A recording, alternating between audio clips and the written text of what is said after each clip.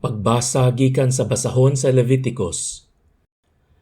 Ang Ginoo miingon kang Moises ug kang Aaron, kun ang usa ka tawo may hubag o butoy o nuka ug mahimo kining sanla, dad-a siya ngadto sa pari nga usa sa mga anak ni Aaron. Nansanlahon siya og busa hugaw. Ang pari kinahanglan nga mag-isip kaniya nga hugaw, ang sakit niya anaa sa iyang ulo. Ang sanlahon kinahanglan magsul-ob og gisiun nga sapot ug ipadunghay niya ang iyang buhok ug tabunan niya ang ibabaw niyang ngabil ug muingon siya sa kusog nga tingog, "Hugaw ako, hugaw ako." Magpabilin siyang hugaw samtang anaa pa kaniya ang sakit. Ug kay hugaw man siya, magpuyo siya nga mag-inusara sa usa ka puloy-anan sa gawas sa kampo. Pagbasa gikan sa unang sulat ni San Pablo ngadto sa mga taga-Korinto.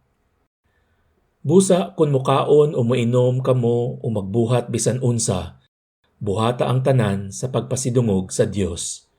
Paningkamuti nga dili kamo makaangin sa pagpakasala sa mga Hudyo o sa mga dili Hudyo o sa simbahan sa Dios. Awata ang akong gibuhat.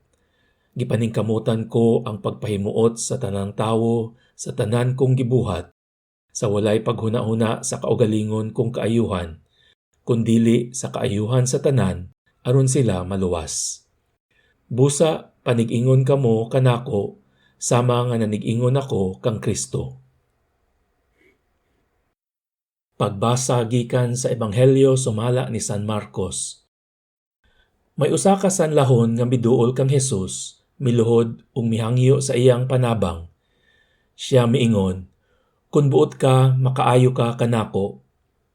Naluoy si Jesus kaniya ug gihikap niya ang sanlahon ug miingon, "Buot ko, mamaayo ka." Diha-diha naayo ang sanlahon. Unya gipalakaw siya ni Jesus ug gipahimangnuan pag-ayo. Ayaw kini isugilon kang bisan kinsa, apan adtua dayon ang pari ug pagpahiling kaniya. Unya paghalad sumala sa gisugo ni Moises aron pagmatuod sa tanan nga naayo kana. Apan milakaw ang tawo ug nanugilon hinuon sa tanang katawhan mahitungod sa nahitabo. Hilabihan gayud niyang panugilon ug tungod niini si Jesus dili na makapasaya-saya pagsulod sa lungsod. Nagpabili na lamang siya sa mga dapit nga awaaw ug nangadto kaniya ang mga tawo nga gikan sa nagkalain-laing dapit.